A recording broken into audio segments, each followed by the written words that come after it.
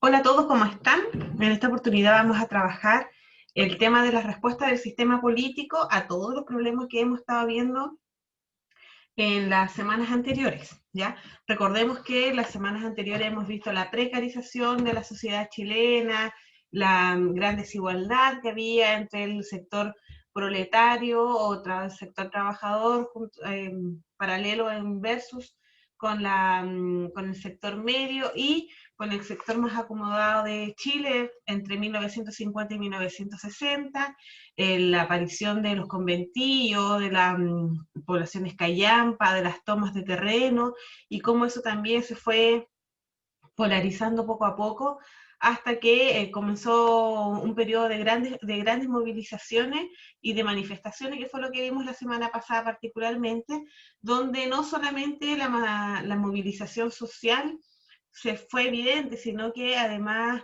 distintos aspectos culturales y mediáticos también dieron paso a visibilizar este tipo de problemas como la radio, la música, la televisión y particularmente los estilos musicales también, uno en particular que denunciaba mucho los problemas sociales y la precarización que había en la sociedad. Bueno, la pregunta que nos tenemos que hacer ahora entonces es, ¿qué estaba haciendo el sistema político chileno en ese entonces para finalmente comprender por qué había tanto problema, o si estaba haciendo algo para solucionarlo, o qué pasaba entonces con las decisiones políticas de ese periodo? Por eso, ahora vamos a ver las respuestas del sistema político. Y esto no se mueve como siempre está. Bien, la tabla de contenido entonces dice la restauración del sistema de partido, los proyectos excluyentes y las reformas estructurales. Son tres grandes pilares que vamos a trabajar.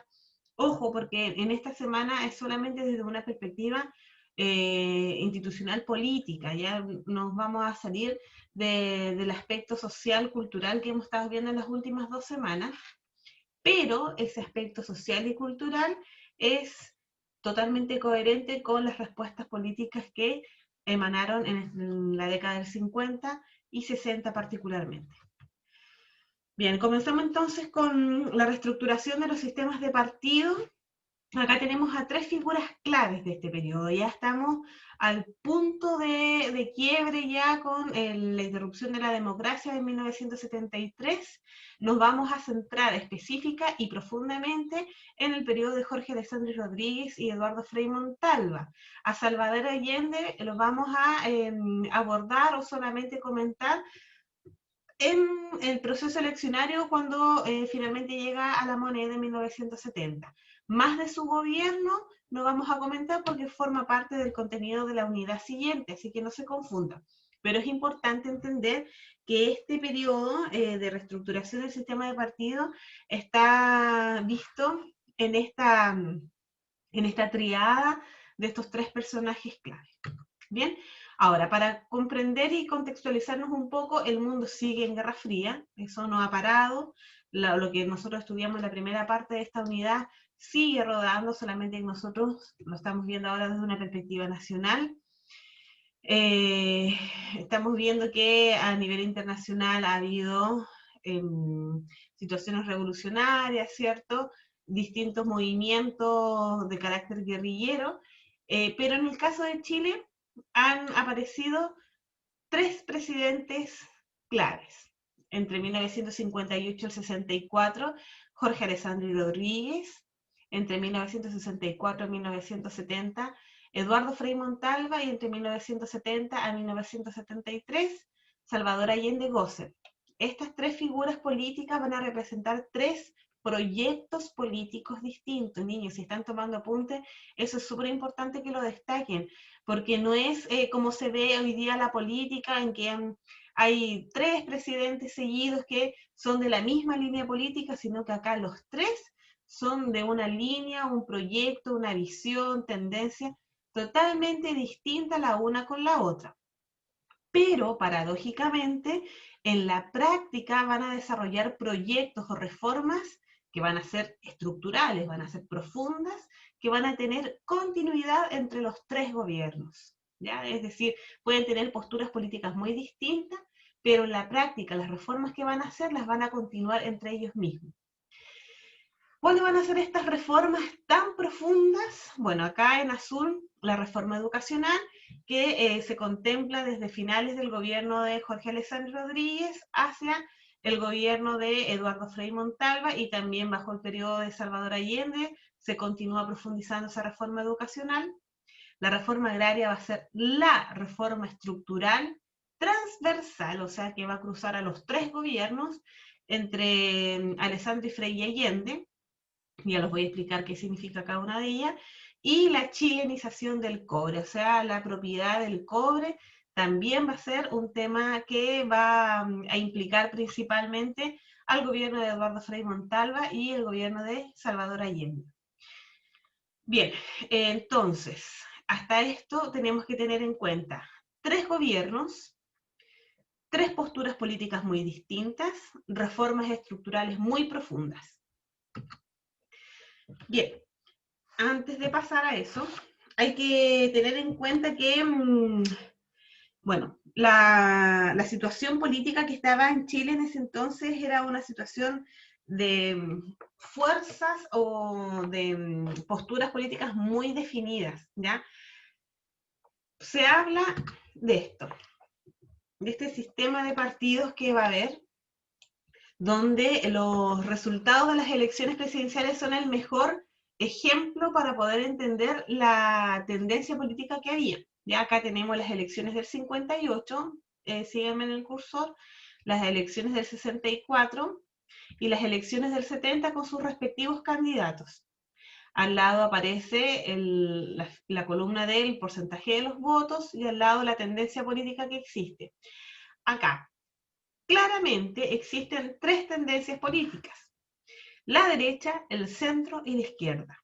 Bien, por eso estamos hablando recién, que no se mueve esto, para variar, ahí está. Estamos hablando de estos tres personajes, ¿ya? Cuando yo les decía que habían tres posturas distintas, es porque Jorge Alessandri iba a representar la derecha, Eduardo Frei el centro y Salvador Allende la izquierda. ¿Qué se visualiza acá? En las elecciones del 58, el porcentaje de la derecha va a ser de un 31%, del centro de un 36% y el porcentaje de la izquierda un 32%. Súper parejo, algo que en política es muy inusual y que los políticos, los historiadores le han dado un nombre bastante claro a este fenómeno político que se dio. En las elecciones del 64, el porcentaje de la derecha va a ser muy inferior, mientras que el del centro va a ser muy superior, por ser sobre más de la mitad. De hecho, este es un resultado histórico donde ha sido el presidente que mayor porcentaje ha logrado en elecciones presidenciales, y el porcentaje de la izquierda se mantiene en una leve alza respecto al resultado anterior. Y en las elecciones de 1970, nuevamente vemos una figura o un número relativamente parejos entre derecha, centro e izquierda. Por lo tanto, es un fenómeno que se radicaliza en tres grandes patas de una mesa, podríamos hacerlo así, ¿ya? En las elecciones del 58 gana la derecha con Jorge Alessandri, en las elecciones del 64 gana el centro con Eduardo Frei, y en las elecciones del 70 gana Salvador Allende en la izquierda, ¿ya? Si ustedes están observando más detalladamente estos datos, se pueden dar cuenta que las figuras se fueron repitiendo en las distintas elecciones. O sea, Eduardo Frei y Salvador Allende ya aparecía en el escenario político de 1958 sin haber ganado, por supuesto. Nuevamente Salvador Allende aparece en las elecciones del 64 sin ganar, y finalmente en las elecciones del 70 Salvador Allende gana las elecciones. Bien, entonces acá las principales tendencias políticas del país entonces se pueden identificar como centro, izquierda y derecha, como lo hemos dicho, donde este fenómeno se denomina los 3 tercios electorales. Este es el periodo de los 3 tercios.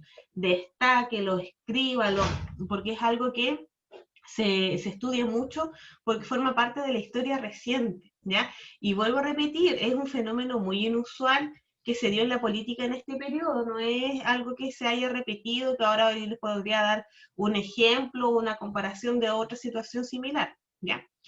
Entonces estos 3/3 es porque cada postura política, centro, izquierda y derecha, finalmente tenían casi un 30% aproximadamente del peso político de la época.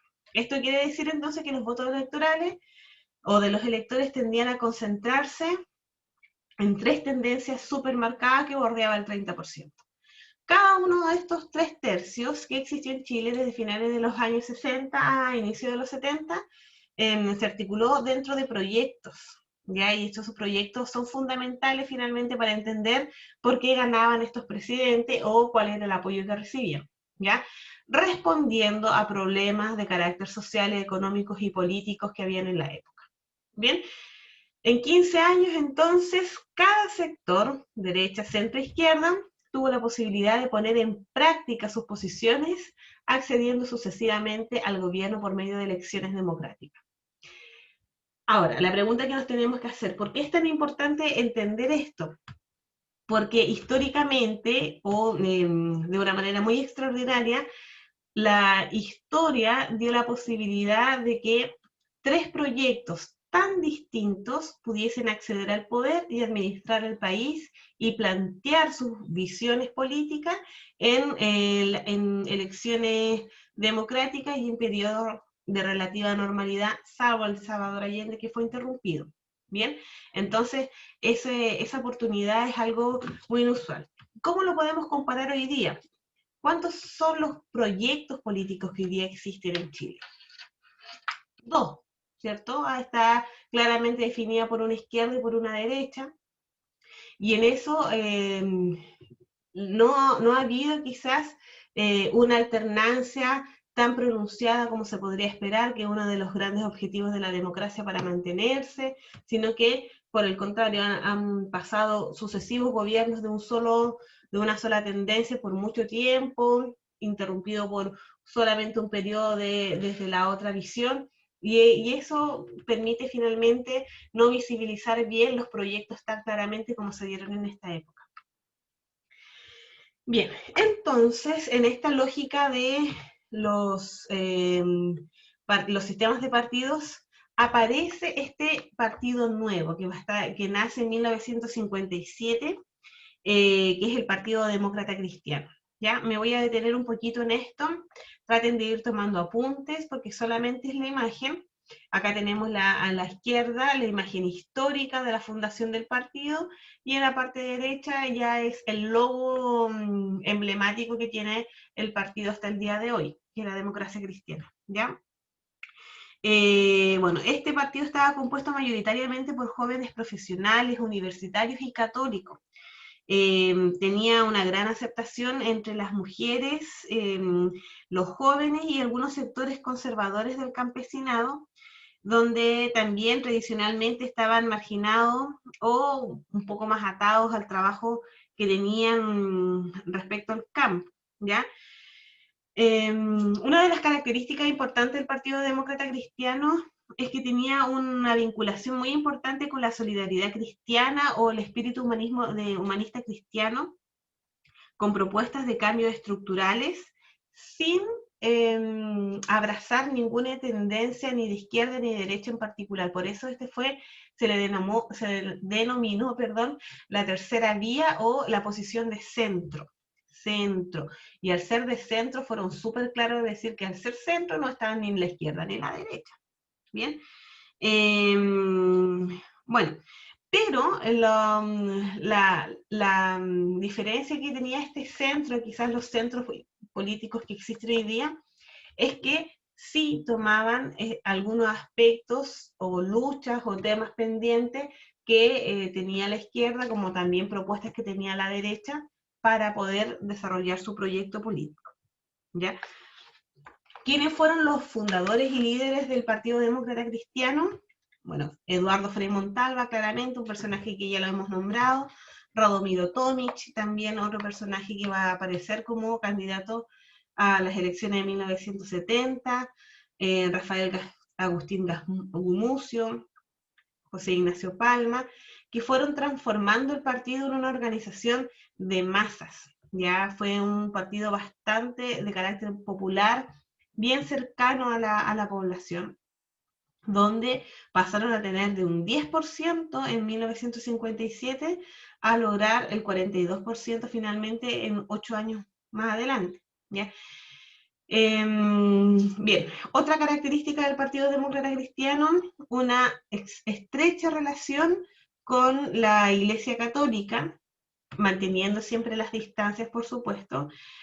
Acá tenemos que tener en cuenta que la figura clave de la Iglesia Católica en este periodo fue el padre Alberto Hurtado, entonces fue una figura muy positiva, muy atractiva, muy vinculante, muy consciente respecto al rol que tenía que tener la Iglesia en ese periodo, y este partido político establece puentes con esa figura. Y de esta manera el Partido Demócrata Cristiano se convirtió para muchos creyentes en una alternativa a las propuestas de los partidos de izquierda, que eran anticlericales, obviamente, en contra de la Iglesia, y en contra también de la derecha, que eran muy confesionales, pero tremendamente rígidos y jerárquicos. Entonces, era una postura demasiado difícil de manejar. Respecto al escenario social, bueno, este partido se posicionó en el centro, como decíamos recién, se le denominó la tercera vía, y no buscaba establecer ni alianzas ni negociaciones. Esa es otra cosa que les pido que rescaten harto del Partido Demócrata Cristiano, porque fue súper independiente al ser de centro. ¿Cuál es la debilidad de los partidos de centro? Que están ahí como un poco en la ambigüedad de las posiciones políticas, y generalmente tienden a irse hacia la izquierda, hacia la derecha, según la situación sea más conveniente o más adecuada a los proyectos que tienen. En el caso de del Partido Demócrata Cristiano de este periodo, se mantuvo súper ajeno a eso, y evitó esas alianzas y evitó esos acuerdos. Ahora, evitó, ya vamos a ver más adelante para las elecciones de cuando gane Eduardo Frei, que no va a ser así como tan, que ahí los haya evitado. En resumen, ¿cuál es la importancia de este Partido Demócrata? Que establece una tercera vía, o sea, un tercer camino, una tercera opción a la izquierda, eh, ya radicalizada, que se estaba viendo para la década del 50 y 60, y a la derecha, que se estaba viendo ya desgastada para la década de los 60. Bien, vámonos a los proyectos excluyentes entonces. Cuando hablamos de proyectos excluyentes, quiere decir que hay un cambio importante en la sociedad. La década de los 60, como decíamos la semana pasada, ya no va a ser una sociedad tranquila o desinformada o ignorante, sino que va a ser una sociedad muy activa, muy manifestante, muy consciente y sobre todo muy crítica de todo lo que está pasando. Por lo tanto, los proyectos políticos van a atender a esa necesidad. Por eso mismo, la palabra revolución en este periodo va a tener muchas interpretaciones. Ya, claramente la palabra revolución se asociaba a la izquierda por la revolución cubana, ¿ya? Y eso hacía obviamente una reacción muy incómoda para el otro extremo político del periodo. Así, entonces se conformaron estos tres proyectos. Acá está el símbolo de la UP, de la Unidad Popular. Acá está el símbolo del Partido Demócrata Cristiano. Y acá está el símbolo del Partido Nacional, que es el que corresponde a cada uno de los proyectos políticos que se van a desarrollar. La UP de Salvador Allende, Demócrata Cristiano con Eduardo Frei, y el Partido Nacional con Jorge Alessandri. ¿Ya? Bien, acá cosas importantes, lo que finalmente cada uno de ellos hizo. Jorge Alessandri gobernó entre 1958 y 1964. Con él se inaugura el periodo de lo que se le denomina las reformas estructurales. Va a ser un gobierno de derecha, ¿ya? Pero lamentablemente en 1960 va a sufrir Chile el famoso terremoto de Valdivia. Por lo tanto, esa coyuntura va a tener que hacer que se reformule algunos proyectos políticos que tenía Jorge Alessandri. Bueno, este proyecto político estaba constituido por el Partido Conservador y Liberal. Planteaba que era necesario un cambio profundo para terminar con un modelo estancado, tradicional y de muchos años, que había sido incapaz de lograr sacar adelante al país hacia el desarrollo. Su principal consigna fue la modernización de la economía, ya por eso promueve reformas monetaristas, lo que implicaba disminuir la presencia del Estado, la intervención del Estado y reforzar las empresas privadas como principal medida económica. A razón de esto, al periodo de Jorge Alessandri se le llama el gobierno de los empresarios, ¿ya? Porque él va a llamar a muchos empresarios que conformen su gobierno y le va a dar mucha importancia al empresariado también en las decisiones políticas. Entonces, a este periodo de gobierno de Jorge Alessandri se le llama el gobierno de los empresarios. Bueno, pero con este tema de, también se le va a llamar la reforma de los gerentes, pero con este tema del terremoto de Valdivia, en 1960, sumado a que justamente en ese periodo Kennedy en Estados Unidos estaba con la política de la Alianza para el Progreso, va a recibir un dinero Chile muy importante para poder levantar el centro y sur de Chile golpeado por este terremoto y maremoto, ¿ya? Por lo tanto, se inicia la reforma agraria. Esta va a ser un gran golpe para su mismo sector. ¿Por qué? Porque la reforma agraria implica la reestructuración de la posesión de la tierra, redistribuyéndola en más propietarios y no concentrándola solamente en unos pocos. ¿Quién eran esos pocos que tenían la propiedad de la tierra en Chile en esa época? Los mismos empresarios, mismos personeros del sector de la derecha mayoritariamente, por lo tanto fue un golpe desde la misma esencia de la derecha, la reforma agraria. Ahora, sí hay que señalar que solamente lo que alcanzó a hacer Jorge Alessandri respecto a la reforma agraria fue la aprobación de la primera ley de la reforma agraria, ¿ya? No alcanzó a desarrollarla e implementarla totalmente. Promovió una tecnocracia, es decir, un gobierno en que los cargos públicos estuvieran en manos de especialistas, ¿ya? Por eso es que se le llama la reforma de los gerentes también. ¿Bien? Jorge Alessandri entra con el apoyo de la derecha y sale sin mucho apoyo de la derecha por esta decisión de la reforma agraria, que algunos críticos le llamaron la reforma macetero. ¿Por qué? Porque el nombre era muy grande, pero el resultado fue muy menor lo que alcanzó a hacer Jorge Alessandri. Bueno, ahora nos vamos al siguiente proyecto, que es el de Frei Montalva, donde su lema es la revolución en libertad. Gobernó entre 1964 y 1970, y el lema de Frei Montalva, a mi juicio personal, Ana Valeria acá va a hablar, ha sido uno de los más brillantes de la historia, porque en un periodo súper álgido, como contexto internacional, Guerra Fría, Revolución Cubana hace poco, Estados Unidos ahí, pero muy tenso, utiliza palabras que son clave, que si no hubiesen sido utilizadas de manera menos inteligente, hubiese generado un gran revuelo, porque el uso de la palabra revolución, como les decía recién, estaba totalmente asociado a la izquierda. Y usted me puede decir, pero Miss, acaba de decir que Frei Montalva era del centro. Así es, porque Frei Montalva y sus asesores, por supuesto, generaron este lema de la revolución en libertad para dejar una posición totalmente independiente, sabiendo que el concepto de revolución era de izquierda, pero que ellos lo iban a transformar desde una visión más de centro, y que el concepto de libertad es propio o más tendencioso hacia el modelo capitalista, pero que ellos también lo iban a reconvertir hacia esta visión de centro.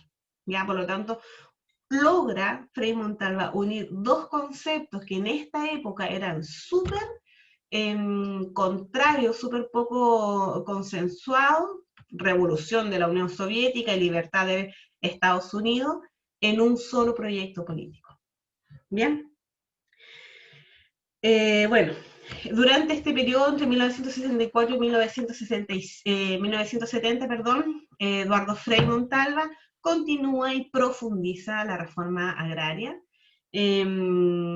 Se producen cambios estructurales con el apoyo de la Iglesia, como le decía recién, la reforma agraria, la promoción popular, la reforma educacional y la chilenización del cobre.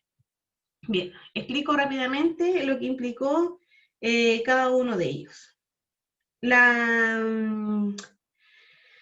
Lo que planteaba o lo que desarrolló finalmente Eduardo Frei respecto al tema de la reforma agraria fue la reorganización sindical de los trabajadores rurales, multiplicando las instancias de organización respecto a la propiedad de la tierra. La promoción popular implicaba otro proyecto muy importante, el acercamiento del gobierno o de los aparatos del Estado con las distintas instituciones de las sociedades de base, es decir, las juntas de vecinos, los centros de madres, los clubes deportivos, que Eduardo Frei Montalva veía que en esas unidades tan chiquititas de la sociedad se podían hacer grandes cambios. Entonces lo que generó fue una promoción popular para poder mejorar estas unidades más pequeñas y así solucionar temas que podrían ser fácilmente resueltos desde la misma base y no con toda la burocracia que implicaba una institución más estatal. La reforma educacional también fue una de las grandes iniciativas del gobierno, donde aparece acá la prueba de aptitud académica, por ejemplo. Y también se le da un gran margen o una gran fuerza al acceso a la universidad y al desarrollo o al nacimiento de las instituciones de carácter técnico, los centros de formación técnica. ¿Bien? Y la chilenización del cobre, muy importante, es que la propiedad del cobre pasaba a ser 50% de administración y propiedad del Estado de Chile. ¿Ya? Esa fue las grandes reformas que planteó este proyecto de Eduardo Frei Montalva. Y en Salvador Allende, bueno, gobernó entre 1970 y 1973 y su eslogan o visión era la vía chilena al socialismo. ¿Por qué la vía chilena al socialismo? Porque fue una vía muy sui generis, no fue un sistema copiado de los otros países que habían llegado al socialismo o que habían llegado al gobierno a través de una propuesta socialista, a través de la vía revolucionaria, sino que fue a través de la vía democrática. Entonces, por eso se llama la vía chilena al socialismo, una vía democrática a un sistema socialista. Allende profundiza la reforma aún más, profundiza aún más la reforma educacional y profundiza también el proyecto de la propiedad del cobre. Pero como les dije recién, solamente es eso lo que les voy a nombrar, porque eso ya es tema de la unidad siguiente. Acá nuevamente están como los programas excluyentes, lo mismo que señalamos anteriormente con el Partido Nacional, Democracia Cristiana y la Unidad Popular. Y en cuanto a las reformas estructurales claves, está la reforma agraria y la chilenización del cobre. Bueno, la reforma agraria fue un gran tema porque hacía muchos años que no se modificaba la estructura de la propiedad de la tierra. Eran dueños, menos de 10.000 propietarios, era dueño de más del 90% de la tierra hacia 1920. Mientras que casi 100.000 pequeños y medianos propietarios explotaban poco más del 9% de la tierra en esta década del 20. Por lo tanto, era muy dispareja la posesión y la explotación de la tierra, que no fue solamente por una cosa de redistribuir la tierra en sí, sino que de sacarle partido económico a la explotación agrícola que había en Chile en esa época muy deficitaria.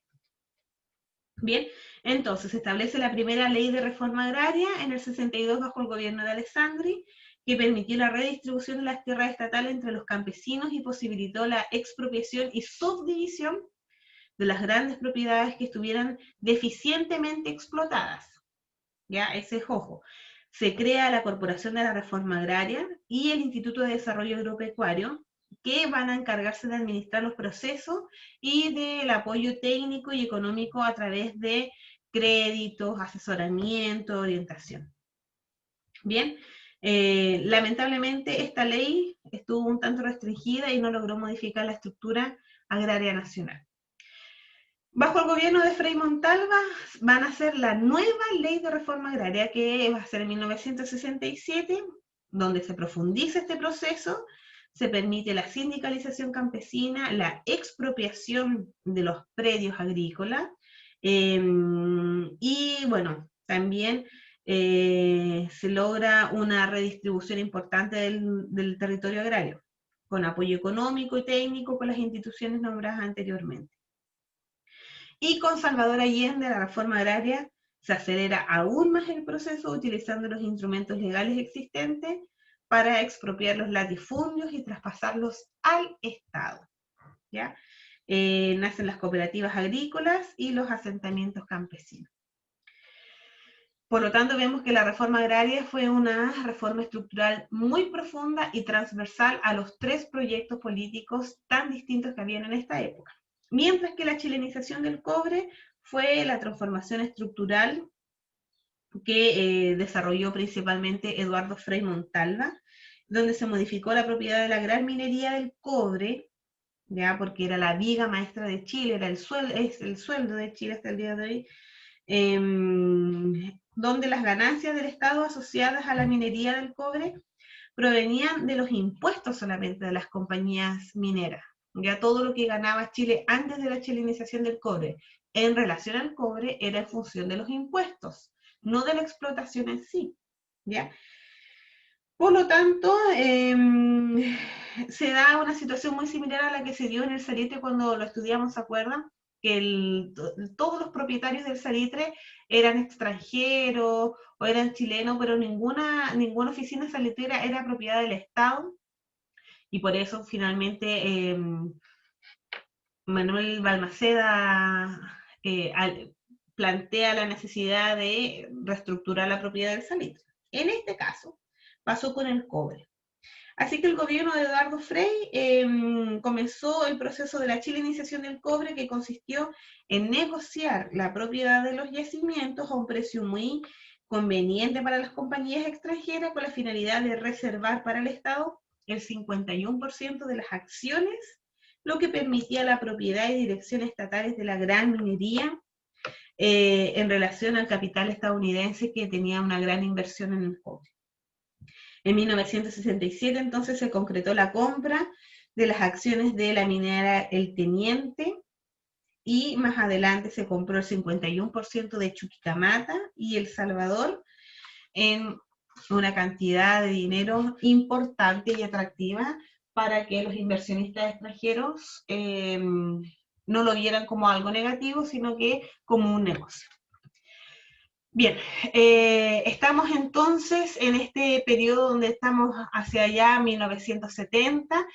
Las respuestas que dio la clase política, el sistema político en este periodo fue una respuesta muy profunda, no fue una respuesta así como un bono, algo así superficial, sino que fueron reformas profundas a las principales entradas económicas que tenía Chile en esta época.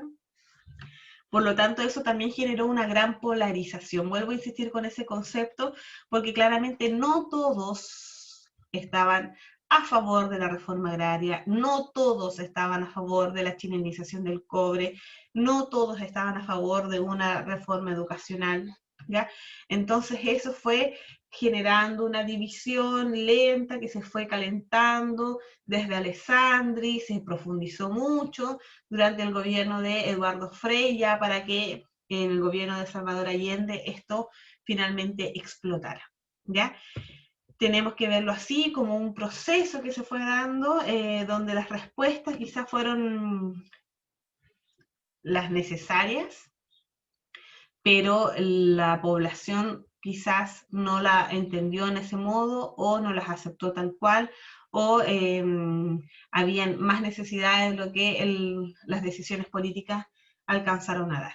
Sea como sea, este periodo de las reformas estructurales con el fenómeno de los 3/3 fue algo inusual, tanto desde la propuesta como en la práctica política. Bien, chiquillos, eso espero que les haya quedado claro. Nos estamos viendo y cualquier duda, obviamente, la aclaramos el día de la conexión. Adiós.